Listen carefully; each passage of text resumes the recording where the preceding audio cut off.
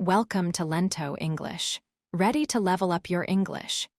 Here we learn through stories, slow, clear, and fun. Listen, relax, and enjoy the journey. One introduction. This chapter is about Pope Francis. He is the leader of the Catholic Church around the world. His birth name was Jorge Mario Bergoglio. He became pope in the year 2013. Pope Francis is special for several reasons. He was born in Buenos Aires, the capital city of Argentina, in 1936. His parents moved to Argentina from Italy. He is the first pope ever to come from Latin America. For more than 1,000 years, popes usually came from Europe, so his election was a big change for the Church. He is also the first pope from the Jesuit group. The Jesuits are a large group of priests and brothers in the Catholic Church. They are known for starting schools and helping people in need. It was unusual for a Jesuit to be chosen as pope. When he became pope, Jorge Bergoglio needed to choose a new name. He chose the name Francis. He was the first pope to use this name. He chose it to honor Saint Francis of Assisi, a saint from Italy who lived many hundreds of years ago. Saint Francis is famous for loving poor people, animals, and nature. Choosing this name showed that Pope Francis wanted to lead the Church in a simple way and focus on helping those in need. Pope Francis quickly showed he was a different kind of leader for the Catholic Church. He wanted the Church to be more open. He asked priests and bishops to be kind and understanding. He said the Church should welcome everyone. This includes people who sometimes felt pushed away, like people who got divorced and married again. He wanted the Church to show God's love and help. He also started to make changes inside the Vatican, the central place of the Church in Rome. He tried to fix problems with how the Vatican managed its money. He gave women more important jobs than they had before. A very important part of his work is caring for poor people. He often talks about the difficulties faced by people who have very little money or power. He speaks about the need to help refugees, people forced to leave their countries because of war or danger. Pope Francis also talks often about important world problems. He wrote about taking care of our planet, the Earth. He asks leaders to stop wars and work for peace. He works to build better relationships between different religions, for example, between Christians and Muslims. He believes strongly in showing mercy, which means forgiveness and kindness to all people. He wants a church that helps the poorest people and looks after the world. 2. A young man in Argentina. Jorge Mario Bergoglio was born in Buenos Aires, the capital city of Argentina, on December 17, 1936. His family name shows his roots.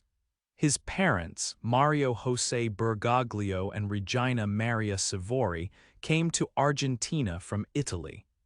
They were migrants who moved across the ocean looking for a better future, like many Europeans at that time. Jorge grew up in the Flores neighborhood of Buenos Aires.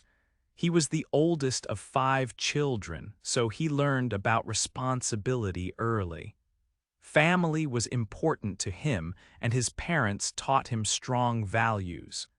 He went to local state schools for his education. He was a normal student who enjoyed learning new things. Friends remember him loving football, especially his favorite Buenos Aires team, San Lorenzo. He also enjoyed spending time with his friends. After finishing high school, he decided to study chemistry. He received a technical diploma and worked for a few years as a chemical technician in a food laboratory. His job was to test products to make sure they were safe for people to eat. This work taught him discipline and the importance of paying attention to details. But Jorge felt something else was calling him. When he was almost 21, he felt a strong sense of purpose during a visit to church. He realized that his path was not in science, but in serving God and helping others. He made the important decision to become a Catholic priest. This was a big change from his earlier plans to work as a technician. His family understood and supported his choice. He chose a specific path within the church. He decided to join the Society of Jesus, often called the Jesuits.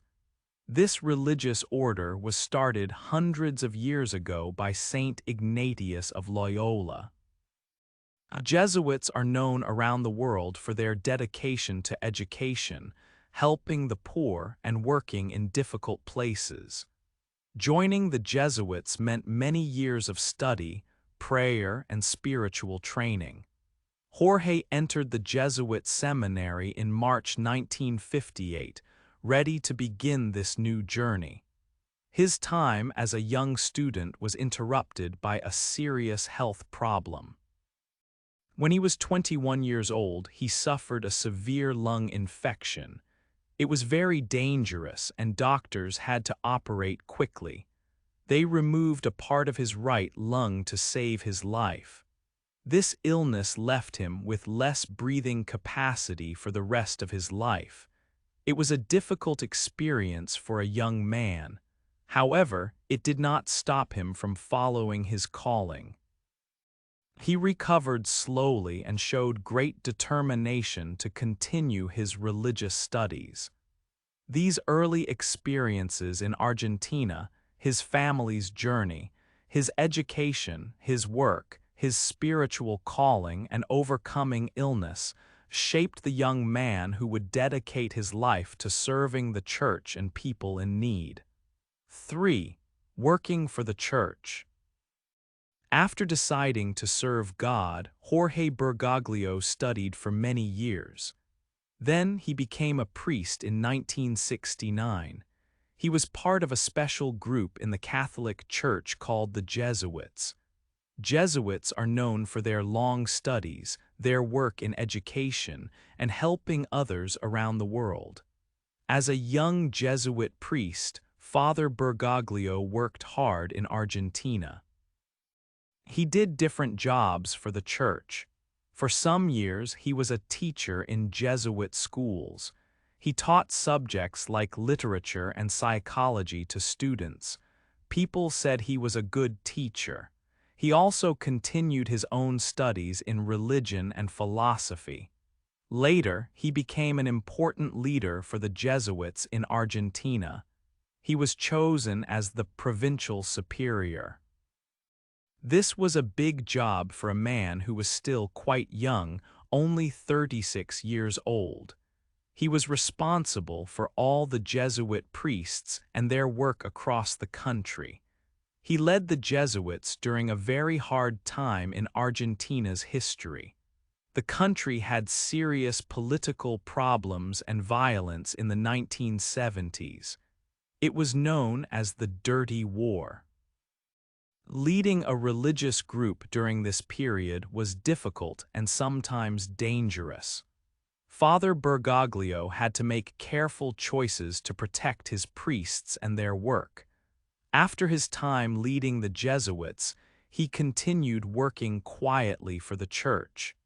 Then, in 1992, Pope John Paul II chose him to be a bishop in Buenos Aires. A bishop helps lead the church in a large area. A few years later, he became the Archbishop of Buenos Aires. This meant he was the main leader of the Catholic Church in Argentina's capital city, the city where he grew up. In 2001, Pope John Paul II made him a cardinal. Cardinals are important leaders who advise the Pope and elect a new Pope. As Archbishop and Cardinal, many people knew him because he cared deeply about poor people. Buenos Aires is a big city with many poor areas. Cardinal Bergoglio spent a lot of time visiting these areas and talking to people who had little money. He listened to their problems and tried to help. He lived very simply himself. He chose not to live in the large archbishop's house. Instead, he lived in a small, simple apartment. He often cooked his own meals. He usually traveled around the big city using public buses and the subway, just like ordinary people. He wanted the church in Buenos Aires to be close to everyone, especially those who were poor or forgotten. He became famous in Argentina as a humble leader who truly cared for the poor. 4. The new Pope. In February 2013, something unusual happened. Pope Benedict XVI decided to stop being the Pope. This was a big surprise because popes usually lead the Catholic Church until they die. Pope Benedict said he was too old and not strong enough to do the job well, so the Church needed to choose a new leader. Cardinals are important leaders in the Catholic Church. They came to Rome from countries all around the world. Their job was to choose the next pope. They met together inside a special place in the Vatican called the Sistine Chapel. This meeting is called a conclave. The cardinals stayed inside, away from the world. They prayed and talked. Then they started to vote. They voted several times each day.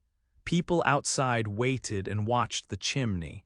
Black smoke meant no pope was chosen yet. White smoke meant a new pope was elected. For 2 days the smoke was black. People waited. Then, on the evening of March 13, 2013, white smoke finally came out of the chimney. Bells started to ring. A very large crowd waited in St. Peter's Square. Soon, a cardinal came out onto the balcony. He announced the name of the new pope, Jorge Mario Bergoglio from Argentina. Many people were very surprised. Cardinal Bergoglio was not one of the names most people expected to hear. It was the first time in the Church's long history, almost 2,000 years, that a pope came from Latin America. It was also the first time a pope was from the Jesuit group of priests. This made his election a very special moment. Cardinal Bergoglio needed to choose a new name for himself as pope. He chose the name Francis. He was the first pope to choose this name. He chose it because of Saint Francis of Assisi. Saint Francis lived many hundreds of years ago. He was known for helping poor people and loving animals and nature. Choosing this name showed that the new pope wanted to focus on helping the poor and caring for the world. Later that evening, Pope Francis came out onto the balcony of St. Peter's Basilica to greet the people. He did not give a long speech. He simply said, "Brothers and sisters, good evening." He looked happy but also serious. Before he gave his first blessing as Pope, he did something different. He asked all the people in the square and everyone watching to pray for him first. This simple act showed he was a humble man. A new time for the Catholic Church was beginning. 5. A simple leader. Pope Francis showed people he was a different kind of leader. He lived in a simple way. This was not usual for a pope. Popes before him lived in the big, beautiful papal palace in the Vatican, but Francis chose not to live there. He decided to live in a guest house inside the Vatican City. This place is called the Casa Santa Marta. Other priests and visitors also stay there. Francis said he wanted to live with other people, not alone in a large palace. He liked eating meals with others in the dining room. This choice showed he wanted a more normal life. His way of traveling was also simple. He did not always use the special, expensive cars that popes often used. Sometimes he traveled in a small, common car like a Ford Focus. This was another sign that he did not want to live like a king. He wanted to show humility. Humility means not thinking you are more important than others. Pope Francis showed his humility in special actions too. One famous example is the washing of feet before Easter. This is an old tradition in the Church. It remembers how Jesus washed the feet of his friends to show love and service. Usually, popes washed the feet of 12 priests inside a big church, but Pope Francis did it differently. He often went outside the Vatican walls.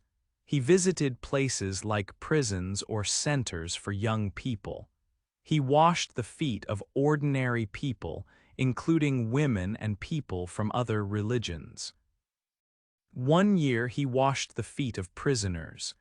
This action showed he believed in serving everyone, especially those who are often forgotten or looked down on. He liked being close to people.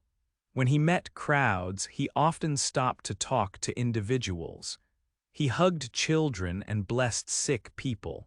He smiled a lot and made people feel comfortable. He did not want to seem distant or too important. He wanted the church to feel like a home, open to everyone. A very important word for Pope Francis was mercy. Mercy is about showing kindness, forgiveness, and understanding. He spoke about God's mercy many times. He wanted the church to show this mercy to all people. He believed that closeness and kindness were very important parts of being a follower of Jesus. His simple life and kind actions were examples of this message. He led by showing people how to be simple and caring. 6. Making changes. Pope Francis wanted to bring some new ideas to the Catholic Church. He believed the Church needed to change in some ways to fit the modern world better. He started working on different areas inside the Vatican, which is the main center of the Church in Rome. One very important area was money. Pope Francis wanted to make sure the Vatican handled its money correctly and honestly. There were some problems in the past with how money was used. He took steps to clean up these financial problems and make things more open.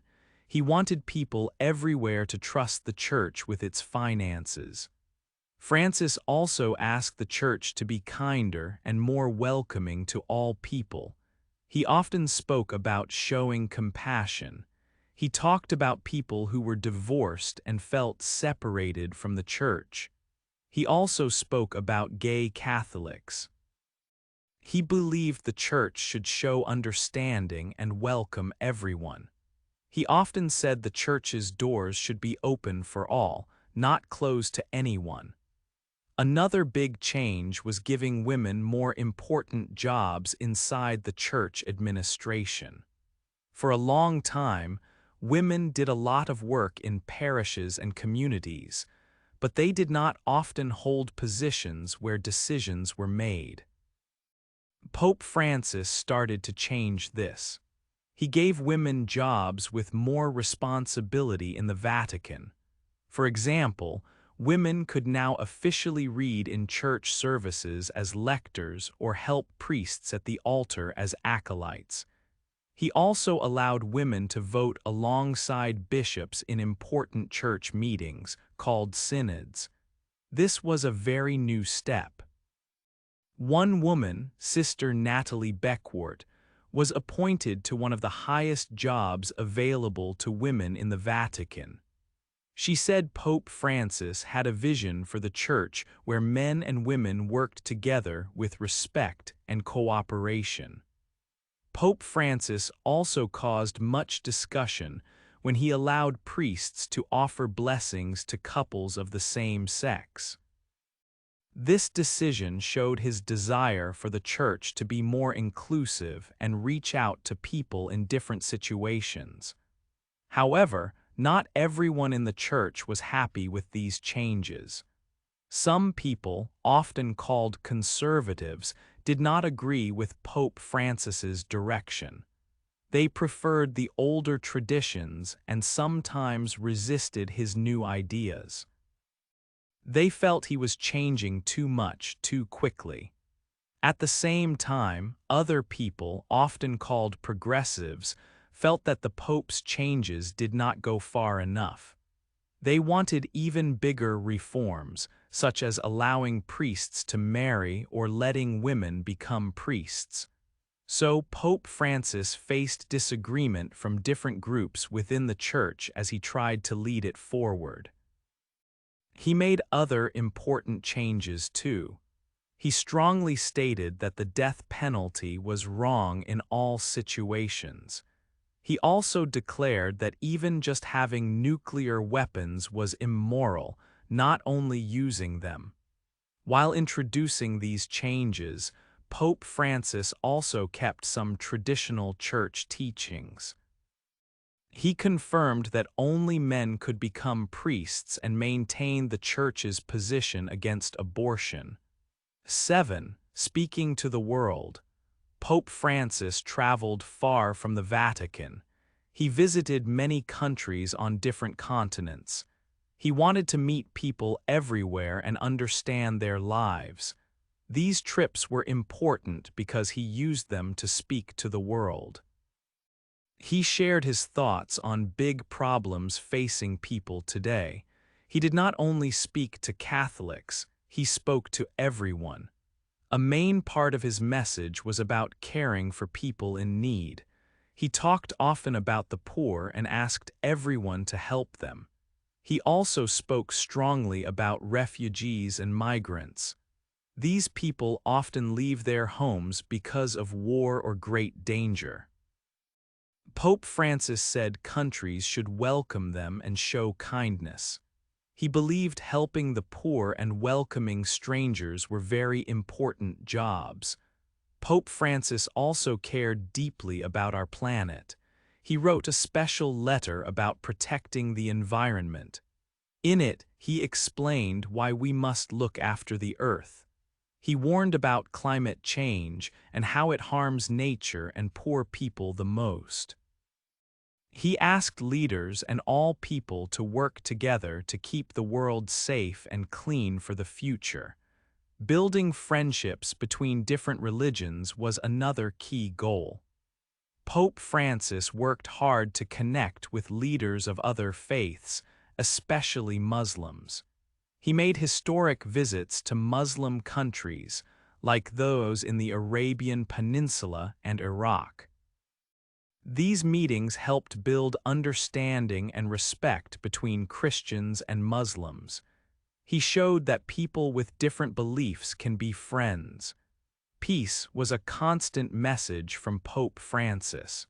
He often spoke about wars and fighting around the world, for example, in Ukraine and the Middle East. He asked leaders to find peaceful solutions and stop the violence. He tried to be a peacemaker. He also spoke clearly against other things he believed were wrong. He said the death penalty should never be allowed in any situation. He also stated that having nuclear weapons is wrong, not just using them. He worked with world leaders too, making an agreement with China and meeting the leader of the Russian Orthodox Church. Through his travels, words, and actions, Pope Francis spoke directly to the world about kindness, peace, and care for all people and the planet. 8. His work continues. Pope Francis tried to make many changes in the Catholic Church, but not everyone agreed with him. Some people in the church felt his changes were too much or too fast. They did not like his ideas about being kinder to divorced or gay people. They also did not like some changes he made to how the church managed its money. These people wanted the church to stay more traditional. At the same time, other people felt Pope Francis did not make enough changes. They wanted things to move faster. For example, some wanted married men to become priests. Others wanted women to have even bigger roles in leading the church. So Pope Francis faced pressure from different sides. As he got older, Pope Francis also had problems with his health. When he was a young man, doctors removed part of one lung. This sometimes made breathing difficult for him, especially in winter. He often had bronchitis, which is a problem with the lungs. Sometimes he needed help to walk, using a wheelchair or a cane. In his later years, he spent time in the hospital. Once he stayed for 38 days because of a serious lung problem.